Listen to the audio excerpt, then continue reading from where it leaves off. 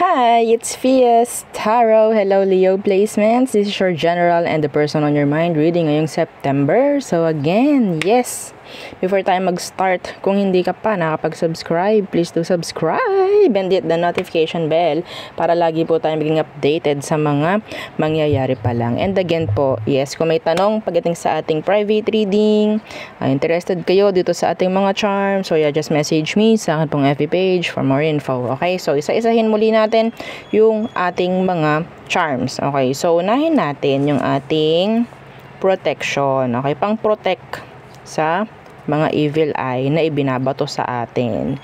Okay, ano po ba yung evil eye? Wala naman po sigurong may ganun sa akin.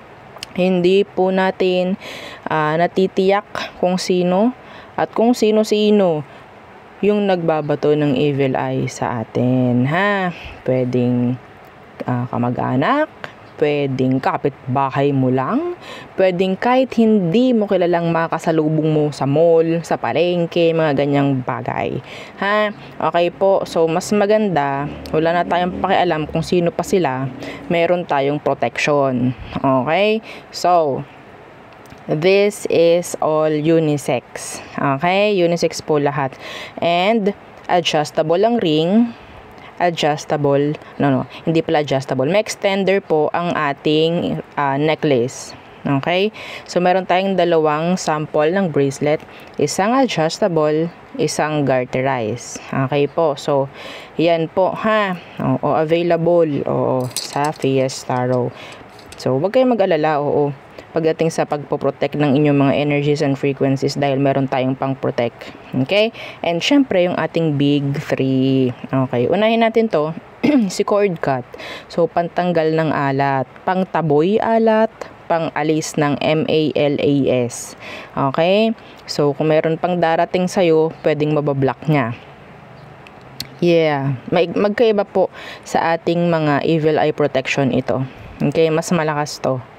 Okay, mas malakas. Anyway, pwede po yan sa inyo, pwede sa bahay. So, itong evil eye necklace natin, itong mga evil eye na nandito natin, pang sarili lang hindi po available yung pang bahay, yung pang business, ayan, parang ganyan. So, ito po, yung para dyan. And syempre, si granter. Okay, so si granter, taga-grant po ng inyong mga minamanifest. Okay? And tagapagbigay ng surprises weekly. Okay? So, ano pa ba? This is non-tarnish, hypoallergenic po. Okay? So, and yeah, made to order po si granter, ha? And, our 2-in-1 love and money bracelet. So, money magnet. Okay? And, yeah, ganun din pagdating sa partnership. Okay? So, ang ganda nito in person. Kung gusto mo itong gamitin, pang business, pwede po. Kaya kung ikaw lalaki, gusto mo to, pwede mo siyang ilagay sa red pouch. Wala pong problem doon. Kasi charm po ito. Hindi po ito talagang bracelet. Ginawa lang natin na ganito para naisusuot din. Okay? So, pwede mo siyang ilagay sa red pouch. Kung babae ka, hindi mo may susuot, bawal sa trabaho, bawal sa ganyan. So, ilagay mo rin sa red pouch. Okay? So, ganun lang kasimple. And yung ating cleansing kit. Okay, napaka-importante ng pang-cleanse natin. So, okay. So, ganito. Hindi po ganyan, ha? Kasi gamit ko na. Ito yung sample ng ating pang-cleanse. Ito yung selenite crystal. Okay, selenite crystal. Ito yung white sage. Okay po. So, ayan yung ginagamit ko para hindi na ako nag-iintay ng full moon na sinasabi para energize, makapag-cleanse, whatsoever, pagdating sa ating mga charms. Okay, so yun ang aking ginagamit. So, kung may iba pang tanong, just message me. Okay, so let's start your reading. Leo placements. Okay, this is for the month of September. What's for you, Leos? What is for our Leos? Let's see. Leo. One more.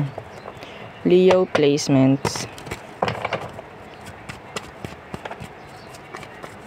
What is for you? The Magician. Are you dealing with a Virgo? Some of you might be dealing with a Virgo. So maybe some of you this September may mga mamamanifest.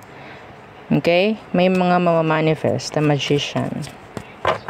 Or maybe you'll manifest this September.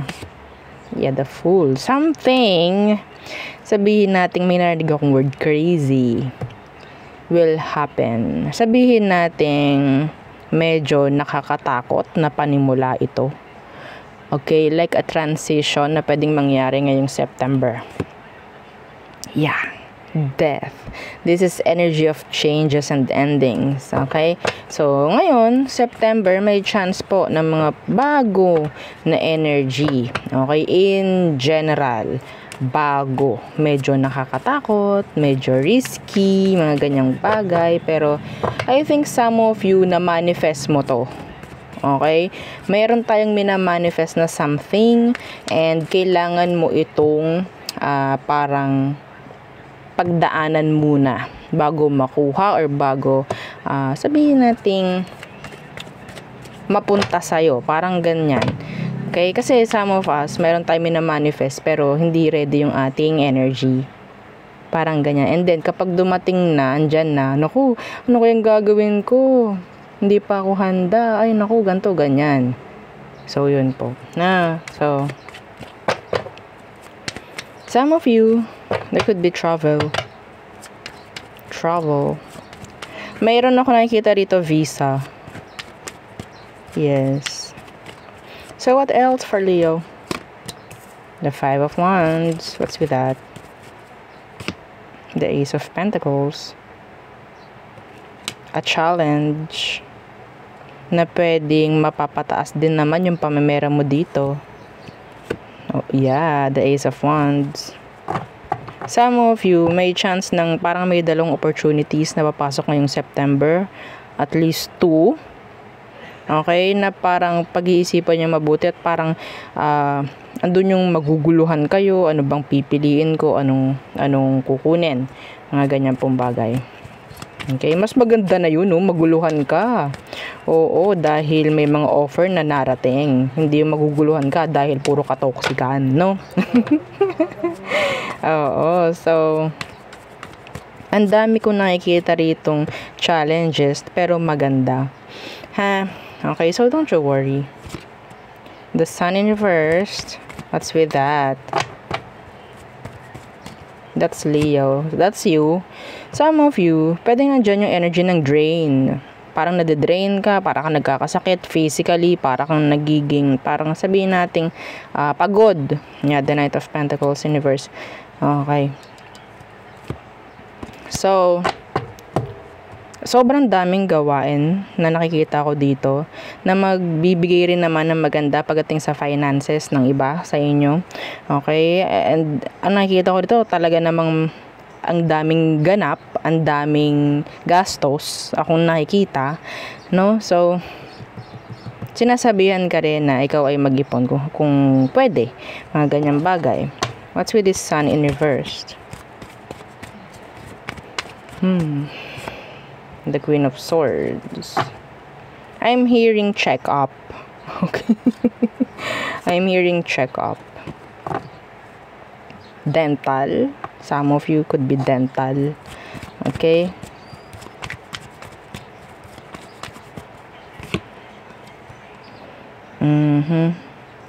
Meron chance na mag-end na connection with a fire sign or a player. Okay? So, hindi ko sinasabing player ang fire sign, pero may nakita akong ganong energy. Okay? So, medyo mahal na travel. Meron din ako nakikita ang ganyan ngayong September for you, Leo. Okay? So, tayo tumungo na sa person on your mind. Okay, so again, don't forget to like, share, and subscribe. So the person on your mind, who is this, Leo? Who is this? The Three of Pentacles. Oh, pwedeng nakasamahan mo sa workplace. Anong meron dyan? The Ace of Swords. A decision. A decision, or gusto mo itong taong to makipag-ayos sa'yo, gusto mo ng something clarity from this person, a message, okay, answer if ever. Gusto mo ng magandang kooperasyon with this person. Yeah. Some of you, this could be somebody na pwedeng new, okay, na nasa workplace. Could be sa workplace. Okay? So, kunin lang po ha kung anong nagre-resonate. Okay? So, anong kailangan mong malaman pagdating sa sitwasyon nung tao? Ano bang meron sa kanya ngayon? Okay, the Wheel of Fortune. Okay, and the Emperor. Oh, feeling a strong connection. This is a strong connection. Oh, no! We have here the Eight of Swords. Yes, the Justice Universe. Yep. So, hindi alam ng taong to ang kailangan niyang gampanan. Hindi alam ng taong to kung anong kailangan niyang aksyonan. Para siyang tulog, no? Dito sa connection or dito sa sitwasyon ninyo sa ngayon. Hindi niya alam kung ano ang sisimulan, kung ano ang gagawin, mga ganyan. Parang bago, parang bumili ng bagong appliances, no? Nawala yung user manual. Okay? Opo. So, naku, paano to? Baka kainin ako ng buhay nito, mga ganon. Nasa ng manual na ito? Parang ganyan, no? Even though some of us, we don't read the manual. Yes. No, anyway, so yeah. Itong taong to, nakakaramdam ito ng strong connection with you. Pwedeng ikaw din sa kanya. Yung iba sa inyo nakikita ko na pwedeng itong taong to, situation is hindi tumutugma sa sitwasyon nyo sa ngayon. There could be third party involved here. Okay? So, meron akong side message dito. Some of you, may chance na pwedeng ini-evaluate ka sa workplace. Yeah, pwedeng ini-evaluate ka sa workplace and may chance ng promotion for some of you. Okay? So, tayo bumalik sa love. Tayo bumalik sa person. Oo. So, yeah, medyo sabihin nating meron kang kailangan in general sa taong ito, pero I don't know bakit hindi nila ginagawa. Okay? They don't know how to step up. They don't know how to work. They don't know how to take action, mga ganyang bagay. Pero this is a strong connection. Some of you, nakakuha ko dito ha. This is specific. Pwedeng ikaw tong into your boss. You're into your boss. Okay? Meron din ako nakakikita ritong pwedeng yung boss mo ang may gusto sa'yo and parang sinasamantala niya yung sitwasyon. Yes. Sinasamantala niya yung sitwasyon. Okay. So, ano bang emosyon ito talaga sa'yo? The Three of Cups. And the Six of Swords. So, they want success. They want victory. Pero there's limits. I don't know why. Could be the third party na meron sa issue. Meron dito. Okay, so some of you pwedeng money. Money ang sabihin nating punot dulo dito. Ang nakikita ko dito, pera. Pwedeng kumakailangan or kinakailangan mong kumonek sa taong to because of this. Mga ganyang bagay. Okay, they want, or maybe you want this, or maybe they want this from you. Mga ganyang bagay. Okay? So, there's tension, a lot of tension. Kinakailangan mo ng sagot, clarity from them. Parang hindi ko nakikita parang sila yung nagmamaniobra ng sitwasyon, Leos. Siya yung nasusunod dito. Ang mangyayari dyan, gusto niya makigo with the flow ka sa kung anong gusto niya. Yes.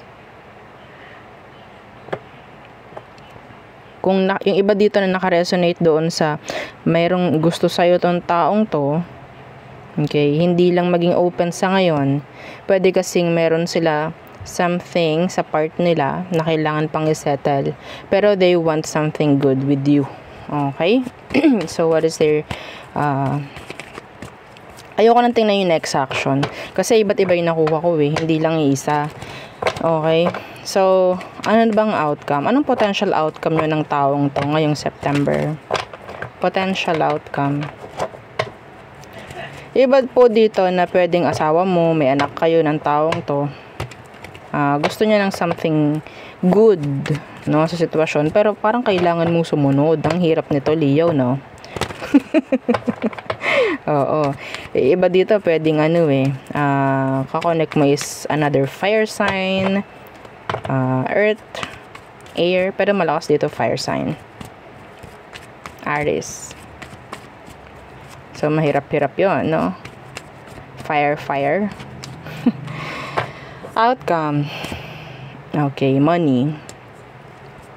So commitments, the Nine of Pentacles, and the Hanged Man.